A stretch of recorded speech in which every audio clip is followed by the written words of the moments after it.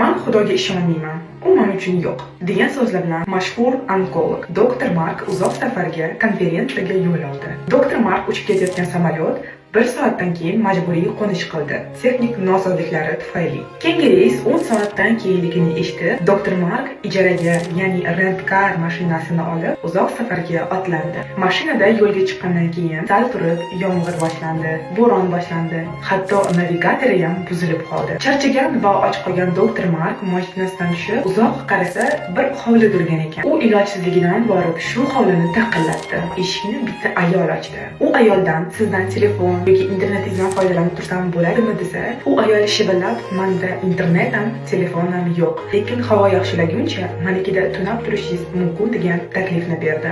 Chorasiz qolgan doktor Mark bu taklifni rad etmadi. Uyiga kirgandan keyin u ayol unga ovqat va choy berdi.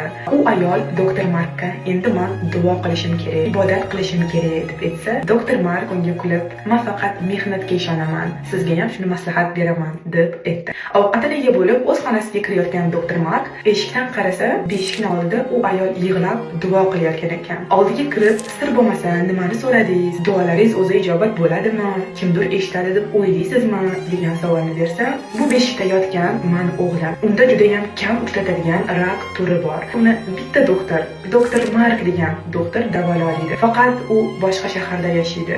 Uni oldiga kirish uchun meni mablag'im yo'q" deb aytibdi. Allohim hali duolarimni eshitmadi, lekin eshitsa albatta menga yordam beradi deb aytdi. Hayratda qolgan doktor Mark yig'lab bordi. U ichida "Ha, Alloh buyuk" deb aytdi.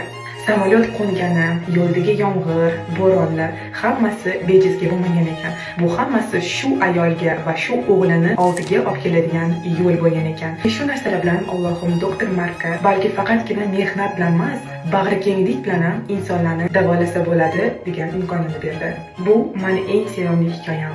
Sizlarga qiziq bo'lgan bo'lsa, like bosish esdan chiqmasin.